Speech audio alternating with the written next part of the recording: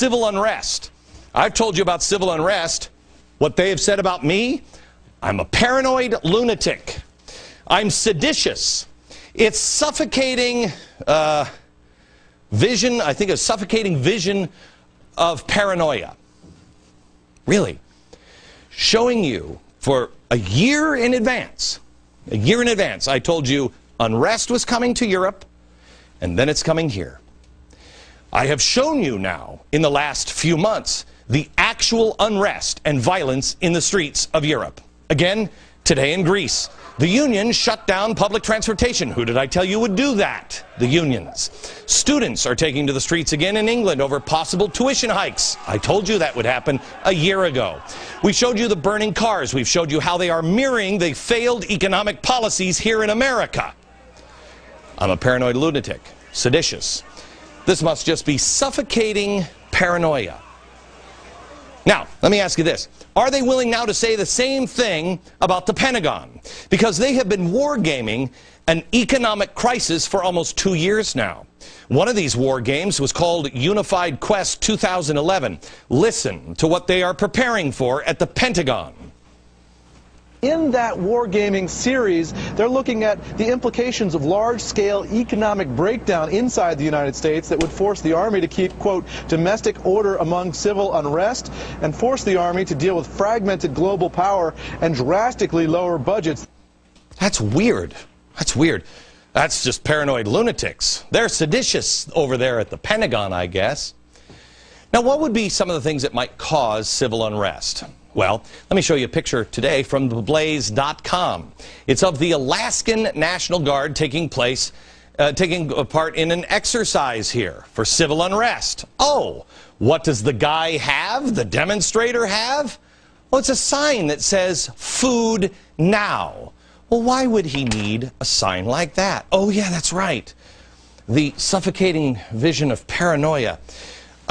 Food shortage, or food being scarce, or food just being too expensive because coming inflation. Absolutely without merit, and I'm mentally ill. Really?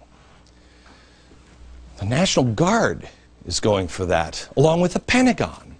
I've talked about the importance for preparing for tough times, having enough food and supplies, getting out of debt, being self-reliant. The reaction, without merit, doomsday, probably mentally ill.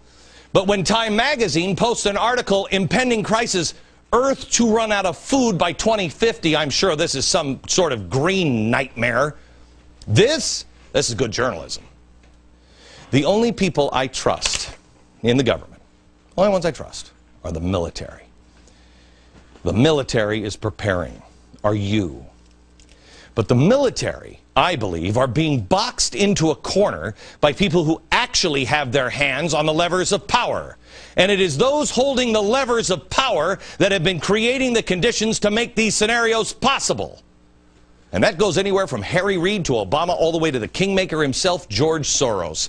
Not the guy who has a stupid show at 5 p.m. or 2 p.m. Pacific. I mean, who am I up against in the Pacific Coast? The Price is Right? The media will demonize and glorify whom they want. The point of this monologue is, it doesn't matter. It doesn't matter if you're me or Soros or the Pentagon or economic experts. It doesn't matter. We're now all saying the same thing. I've been saying it for 2 years. That should tell you something that they've now joined. Because the next thing on the docket is to control the media and to control food prices.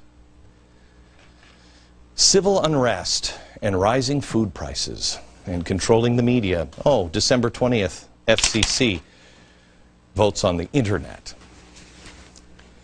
If anybody doesn't believe this government is capable of doing these kinds of things, you're out of your mind.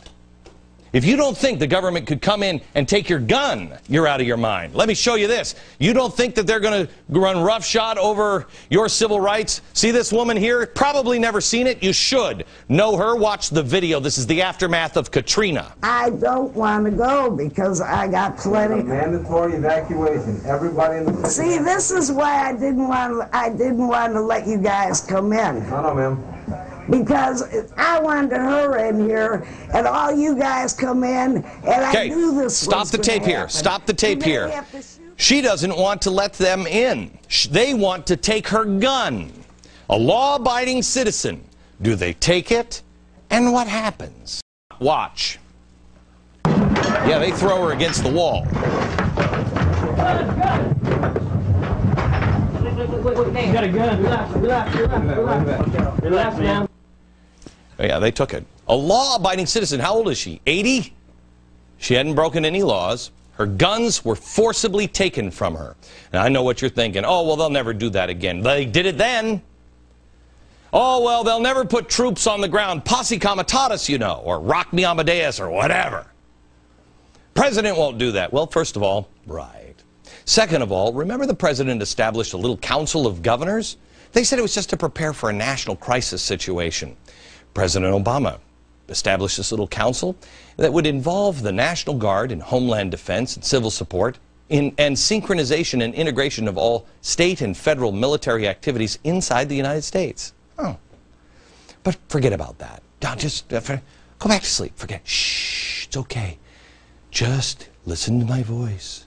Think of the brilliant, kind-hearted philanthropist George Soros. He says Fox News and Glenn Beck are going to turn into dictators with a Tea Party and all the stupid people.